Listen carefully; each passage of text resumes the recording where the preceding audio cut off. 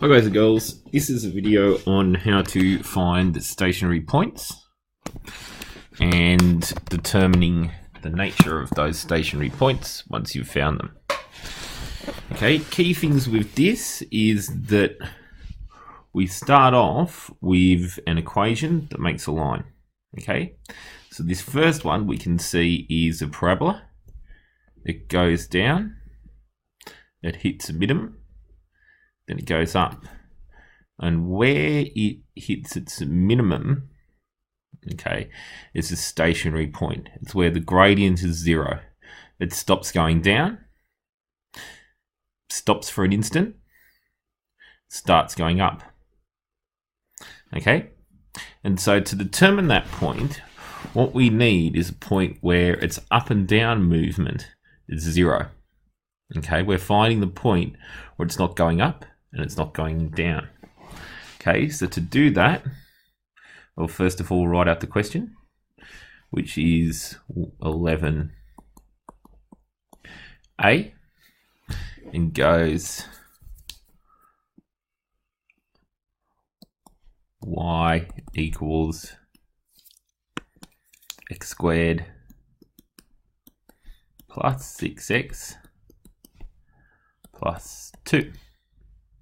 Okay, my next job is to find the derivative, which is the point where which tells me like if it's moving up or down and how fast it's moving up or down. Okay, so to find the derivative, I just take the index times the coefficient, which is just 1 because there's 1x squared, times by the index 2 to give me 2x. The index take 1 is just 1, so I'm not even going to write it. Then plus, and if it's x to the 1, x 6x, it just goes down to 6. Okay, and that is my derivative, or y dash. Now what I do is, instead of finding what the derivative is at a certain point, I now want to find the point that gives me a derivative of 0. Okay, so I'll plug that point in and I get 0, what I want my derivative to equals 2x plus 6. Then I solve for x, so take 2x from both sides, I end up with 2x negative 3. Now I've got my x value, I need to find my y value, and I do that by substituting into the original equation. Okay, that tells me what y is at the point x equals negative 3. Okay, so negative 3 squared plus 6 times negative 3 plus 2. Okay, negative 3 squared is positive 9 plus, minus 18, because 6 3s are 18, plus 2. Okay, now 9 plus 2 is 11, take 18 equals negative 7 is your y value. So you've got the values of minus 3, minus 7. And that's your stationary point.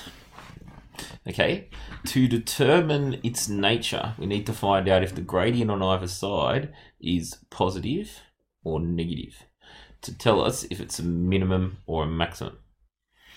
Okay, so we'll go and put a little table together. X equals minus 2, minus 3, minus 4. So I'll put those in the upper order. Minus 4, minus 3, minus 2. Okay, how that appear on the number line. Then you go y dash, and we're working out what the gradient is, whether it's positive or negative, at those points. Okay, so we substitute these x values into our gradient formula. Okay, so minus 4 times 2 is minus 8, plus 6 is still minus 2.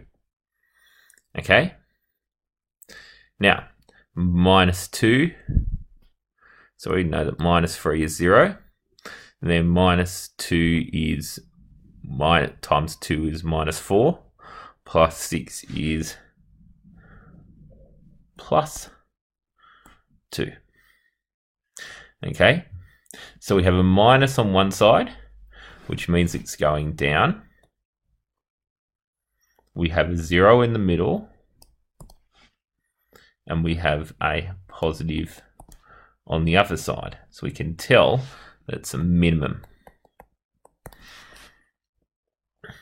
Okay, minus 0 plus gives us a minimum. Okay, just to show you the other combinations that you could get. Plus 0 minus gives you a max, and plus 0 plus gives you a point of inflection, as well as minus 0 minus 0 minus, which is also a point of inflection. Okay, and that was finding a turning point and determining its nature. Hopefully that proved helpful. Bye guys and girls.